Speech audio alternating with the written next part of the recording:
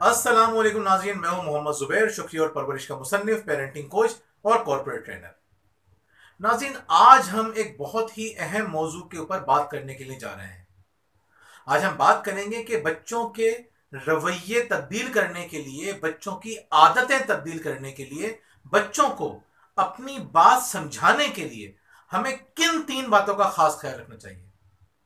नाज़रीन, आज का मौजू इसलिए बहुत अहम है कि मैं आपके सामने बीजे फॉक्स का मॉडल शेयर करने जा रहा हूं। बीजे फॉग ने 20 साल सिर्फ यह समझने में लगाए कि कोई शख्स जो भी काम करता है क्यों करता है, और अगर आपको उसकी आदत बदलनी है तो उसके लिए आपको क्या करना पड़ेगा। नाज़रीन, वो माहिर नफ्सियात है, अमेरिका की यूनिवर्सिटी में पढ़ाता है। उसका फॉर्मूला सिर्फ अमेरिका में ही नहीं, पूरी दुनिया के अंदर मशहूर है। उसकी किताब टाइनी हैबिट्स पूरी दुनिया में बेस्ट सेलिंग किताब है। यानी जो शख्स 20 साल तक यह समझता रहा, यह जानता रहा और यह पढ़ाता रहा कि इंसान की आदतें किस तरह तब्दील होती हैं, आज मैं आपसे उसकी रिसर्च शेयर करने जा रहा हूं। नाजरीन, आज मैं आपको यह भी बताऊंगा कि मैंने किस तरह अपनी 2 आदतों को तब्दील किया।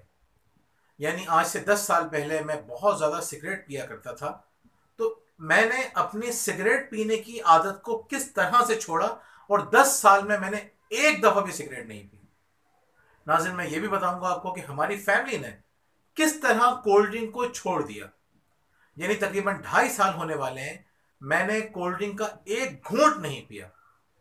मेरी फैमिली ने कोल्ड ड्रिंक बिल्कुल नहीं पी। यानी इन 2.5 सालों के अंदर जो हमने अहद किया था उस पर किस तरह से अमल किया, दोबारा कोल्ड ड्रिंक नहीं पी। नाज़रीन, फॉग ने एक बहुत ज़बरदस्त किस्म की रिसर्च के बाद हमें यह बताया कि इंसान जो भी काम करता है, अगर वो अपनी आदत बदलना चाहता है तो 3 बातों का ख्याल रखना पड़ेगा। अगर कोई शख्स पूरी कोशिश के बावजूद अपनी आदत तब्दील नहीं कर पा रहा है तो 3 में से यकीनन एक चीज मिसिंग है। पहली चीज है मोटिवेशन, यानी वो जज्बा जिसकी वजह से इंसान अपने आप को तब्दील करता है, कोई भी काम करता है या किसी भी काम से बचता है। नाज़रीन, आज की जो वीडियो है वो थोड़ी सी मुश्किल है, थोड़ी सी संजीदा है, थोड़ी सी हो सकता है आपको बोरिंग लगे, लेकिन ये इतना अहम मौजू है कि आपको ये चीज़ें बर्दाश्त करनी पड़ेंगी। आपको ये बात जहन में बिठानी पड़ेगी, आपको ये बात समझनी पड़ेगी कि बाज़ औक़ात थोड़ी सी संजीदा और बोरिंग चीज़ें भी हमें इसलिए सीखनी चाहिए कि इसके पीछे हमारा बहुत बड़ा फ़ायदा छुपा होता है। क्योंकि हम ये जानना चाह रहे हैं कि हम अपनी कोई भी आदत किस तरह बदल सकते हैं या अपने बच्चों को किस तरह बदल सकते हैं। तो नाज़रीन, पहली बात है मोटिवेशन।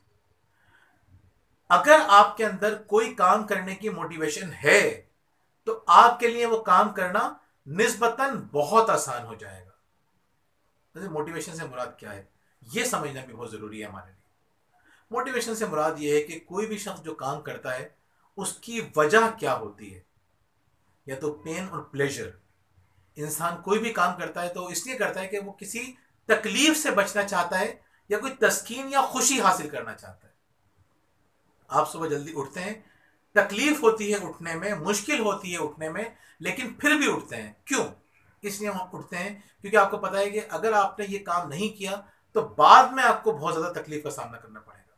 यानी आपके बच्चों को स्कूल की देर हो सकती है, आपको ऑफिस की देर हो सकती है, आपकी नमाज कज़ा हो सकती है, या और भी कोई वजह हो सकती है। आप ये कैलकुलेट करते हैं कि क्या मुझे तकलीफ बर्दाश्त करनी है या नींद के मज़े लेने हैं। दोनों मोटिवेशन आपके साथ होती है। तो नाज़रीन, बहुत से लोग सोते रह जाते हैं, काम पे देर से पहुंचते हैं, गलत फैसला करते हैं। कुछ लोग नींद की कुर्बानी देते हैं, तकलीफ उठाते हैं, क्योंकि उनको पता है कि इसका बाद में बहुत बड़ा फायदा हमें मिलना है। बच्चों की स्कूल की छुट्टी कराना या नमाज छोड़ना या ऑफिस के लिए देर होना, ये सारी चीजें बाद में नुकसान का सबब बन सकते हैं। नाज़रीन, मोटिवेशन की दूसरी वजह यह होती है कि इंसान बहुत सारे काम उम्मीद या खौफ की वजह से करता है। वो सोचता है कि मैं जो काम आज कर रहा हूं तो मुझे उम्मीद है कि बाद में बड़ा फायदा मिलेगा, या उसको खौफ होता है कि मैंने काम नहीं किया तो बाद में मुझे तकलीफ होगी। नाज़रीन, तीसरी वजह भी बड़ी मज़ेदार है मोटिवेशन की। इंसान कोई भी काम इसलिए करता है कि उसको सोसाइटी से रिजेक्शन या एक्सेप्टेंस की उम्मीद होती है। वो ये सोचता है कि मैंने अगर ये काम किया तो सोसाइटी मुझे एक्सेप्ट करेगी, मैंने काम नहीं किया तो सोसाइटी मुझे रिजेक्ट करेगी। मिसाल के तौर पर, आप जिन कपड़ों में सोते हैं, अगर आपके ऑफिस के अंदर या आपको शॉपिंग के लिए जाना है, वहां पे कोई पाबंदी नहीं है आपके ऊपर कि आप कोई से भी कपड़े पहन के जाएं, उसके बावजूद आप कोशिश करते हैं कि घर से बाहर निकलें तो साफ सुथरे होकर निकलें, या कम से कम ऐसे कपड़े पहन के जाएं जो सही लगे। आप किसी अजीज से मिलने जा रहे हैं, किसी अहम शख्सियत से मिलने जा रहे हैं, तो ऐसे ही उठ के नहीं चले जाते। आप चाहते हैं कि आपको एक्सेप्ट किया जाए ना। मैं यूनिवर्सिटी में पढ़ाता हूँ, मैं देखता हूँ बच्चे बहुत तैयार हो के आते हैं, अच्छी बात है। एक लड़की वो बहुत तैयार होके आया करती थी। एक मर्तबा मैं और मेरी वाइफ एक मॉल के अंदर शॉपिंग के लिए गए, तो जब हम ऊपर नीचे की तरफ उतर रहे थे, वो मेरी एक स्टूडेंट ऊपर आ रही थी, मुझे देख के अचानक घबरा गई। मैंने मुझे हैरत है कि वो घबरा क्यों रही है। जब वो करीब आई तो मैंने देखा कि वो बगैर मेकअप के, यूनिवर्सिटी में हमेशा मेकअप से आती है, वो बगैर मेकअप के, बगैर बेस वेस लगाए, बगैर किसी तैयारी के आई हुई थी शॉपिंग करने के लिए। आ गई कि अचानक कपड़े भी उसने जिस तरह यूनिवर्सिटी में तैयार होकर आती है उस तरह नहीं पहने थी। तो उसको बहुत अजीब सा लगा, बहुत शर्मिंदगी सी उसके चेहरे से जाहिर हुई। हम ये चाहते हैं कि लोगों के सामने हमारी एक अच्छी तस्वीर जाए, साफ सुथरी तस्वीर जाए, लोग हमें पसंद करें। ये हमारे लिए मोटिवेशन होती है। अब सवाल ये पैदा होता है कि हमें बच्चों को किस तरह समझाना चाहिए। नाज़रीन, आप बच्चे को तकलीफ पहुंचा के, पेन के जरिए भी समझा सकते हैं, और आप बच्चे को प्लेजर, खुशी का एहसास दिला के भी समझा सकते हैं, अपनी बात मनवा सकते हैं। दोनों ऑप्शन आपके पास हैं। आप बच्चे को डरा के भी समझा सकते हैं, उम्मीद दिला के भी समझा सकते हैं। आप बच्चे को सोसाइटी के खौफ से भी समझा सकते हैं कि देखो लोग क्या कहेंगे, लोग देख रहे हैं। या आप ये भी एहसास दिला सकते हैं कि सोसाइटी को अच्छे लोगों की जरूरत है, तुम्हें अच्छे काम करने चाहिए। नाज़रीन, हमारा मशवरा हमेशा ये होता है कि कभी भी नेगेटिव तरीके से बच्चों को ना समझाएं। जब आप बच्चे को डरा के समझाते हैं, बच्चे में खौफ पैदा कर देते हैं, तो ये खौफ सिर्फ उस वक्त के लिए नहीं होता, ये खौफ उसके दिल में बैठ जाता है। फिर उसको हर जगह लोग डरा रहे होते हैं और वो डर के काम कर रहा होता है। ऑफिस में देख लीजिए, शादी के बाद देख लीजिए, बाज़ औक़ात मर्द सारी जिंदगी बीवी से डरता रहता है, बाज़ औक़ात औरतें सारी जिंदगी शौहर से डरती रहती हैं, ससुराल वालों से डरती रहती हैं। उनमें कॉन्फिडेंस नहीं होता कि खुशी खुशी समझदारी के साथ मामला को संभालें। बचपन में जिन लोगों की ज्यादा इज्जत की जाती है, जिन लोगों के अंदर खुशी, इत्मीनान, एतमाद भरा जाता है, यकीन करें वो बड़े होकर अपनी ज़िंदगी बहुत बेहतर अंदाज से जीते हैं। हमारे पास जो लोगों के कमेंट्स आ रहे होते हैं वो बता रहे होते हैं कि हम पिट पिट कर बड़े हुए हैं, हम अपने बच्चों को भी इसी तरह ट्रेन कर रहे हैं, हम अपने बच्चों को भी मारते हैं, हमारे बच्चे भी बदतमीज हो रहे हैं, उनके अंदर भी गुस्सा भर रहा है, लेकिन हम क्या करें, हमारी आदत बन चुकी है, हमसे आदत तब्दील नहीं हो रही। नाज़रीन, बच्चों को जब आप प्यार मोहब्बत से हैंडल करने की कोशिश करेंगे, अपने नफ्स पर काबू पाएंगे। मैं बाज़ औक़ात मुझे बड़ा खौफ आता है जब मैं देखता हूँ कि बच्चे किसी वजह से अगर मुझसे डर जाते हैं, तो मुझे इतना खौफ आता है कि अल्लाह ताला ने हमें जिम्मेदारी दी है कि हम अपनी औलाद की तरबियत करें, और बच्चे हमसे डर रहे हैं। यानी बच्चों का हमसे डरना कोई अच्छी अलामत है? बच्चों को हमसे डरना नहीं चाहिए, बच्चों को तो हमसे मोहब्बत करनी चाहिए। तो नाजरीन, पॉजिटिव तरीकों से बच्चों को मोटिवेट कीजिए। दूसरी बात, बाज औकात होता यह है कि आप किसी शख्स को बहुत ज्यादा मोटिवेट कर देते हैं, लेकिन उसके बाद भी वो काम नहीं कर पाता। मैं यहां पे आपके सामने एक फिल्म का छोटा सा हवाला देना चाहता हूं।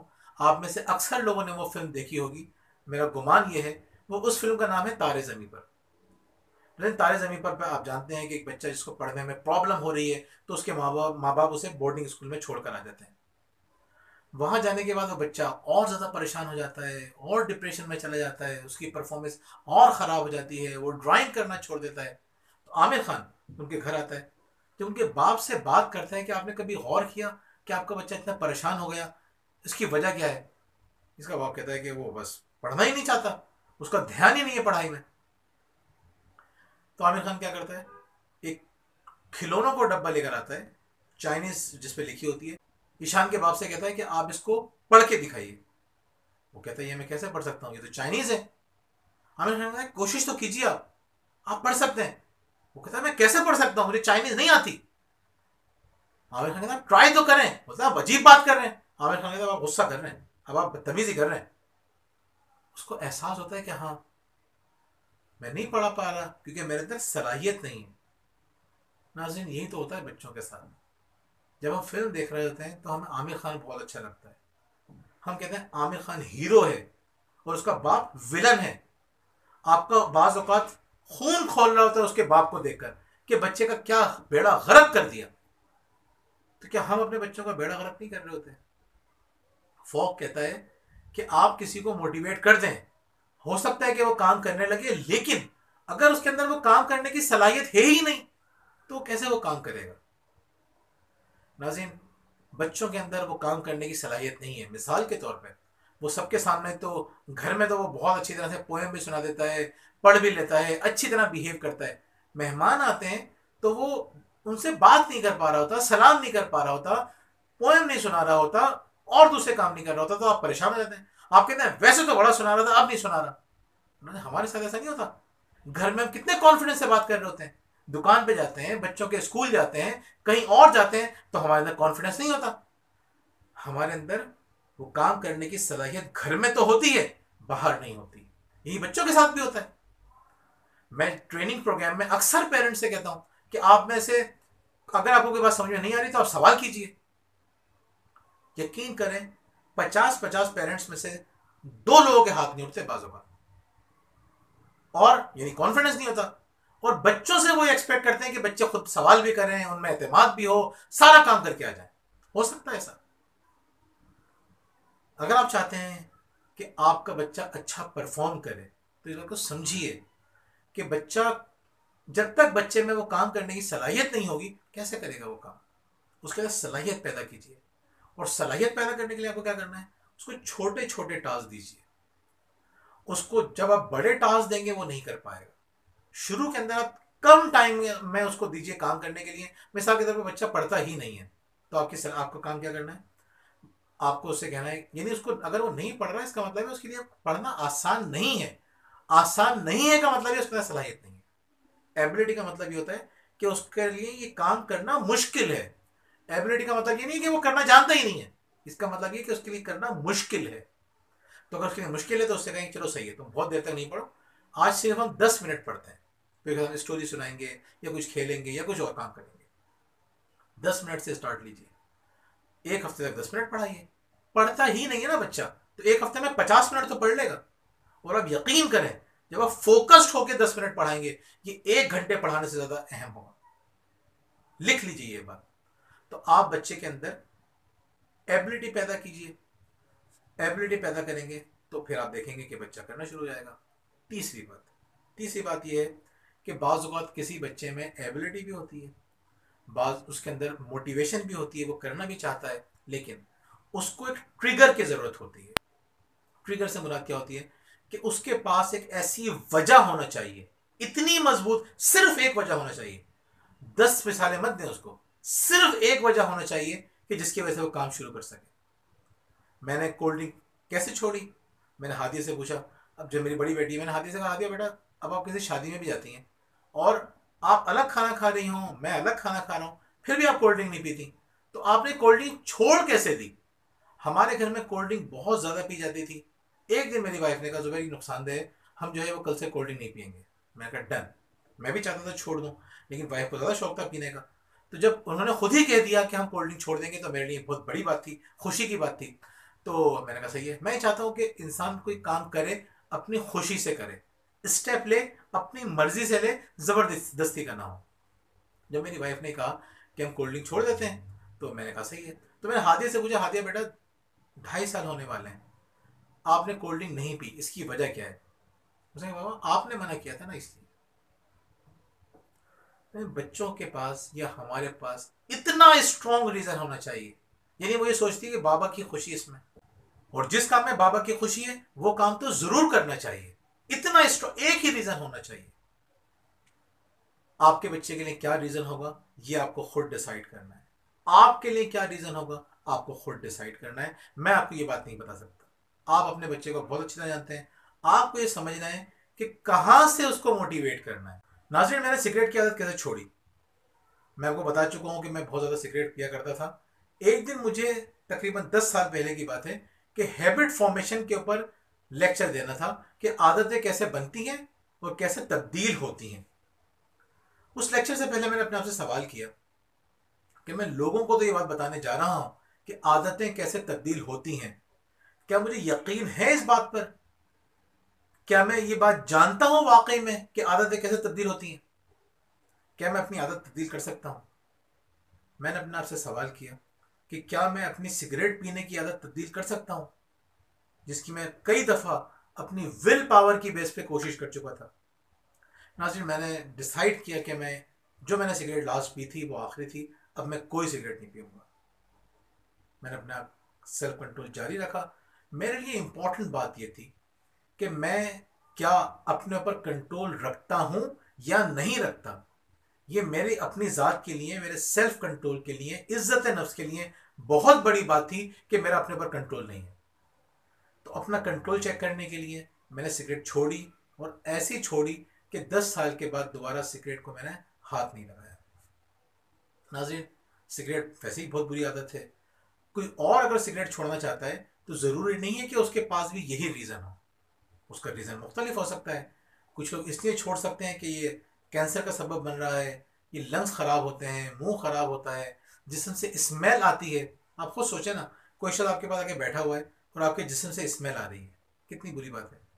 हमारे दोस्त कहा करते थे कि जन्नत ही हैं वो औरतें जिनके शौहर सिगरेट पीते हैं। इतनी गंदी बदबू बर्दाश्त करती हैं बेचारियां, वो कुछ कर नहीं सकती। नाज़रीन, हर किसी का अलग रीज़न हो सकता है। जो रीज़न उनके लिए इंतहाई स्ट्रांग हो उस पर अमल करना चाहिए। इसी तरह से बच्चों की तरबियत के हवाले से भी यही करना चाहिए। नाज़रीन, अपने बच्चे का वो रीज़न आपको खुद तलाश करना है, कोई और तलाश करके दे ही नहीं सकता। आप उसको देखते हुए आए कि कौन सी बातें उसको खुश करती हैं, कौन सी बातें उसको परेशान करती हैं, किन बातों से वो मोटिवेट हो जाता है, किन बातों से वो डीमोटिवेट हो जाता है। फिर आपको ये भी देखना है कि उसके अंदर कौन से काम करने की सलाहियत है।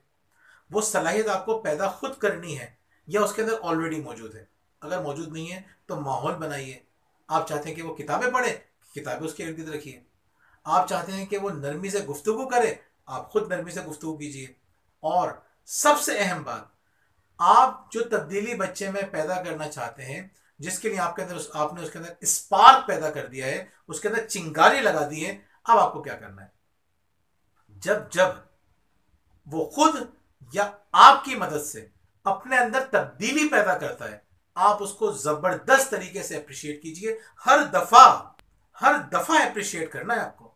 और यकीन करें, जब जब अप्रिशिएट करेंगे उसकी आदत मजबूत होनी शुरू हो जाएगी। और एक वक्त आएगा कि वो काम करना उसके लिए मसला नहीं रहेगा, काम ना करना मसला हो जाएगा। यानी रीडिंग की आदत बन गई, अब रीडिंग ना करना उसके लिए मुश्किल होगा। आपने एक्सरसाइज की आदत डाल दी, एक्सरसाइज ना करना उसके लिए मुश्किल हो जाएगा।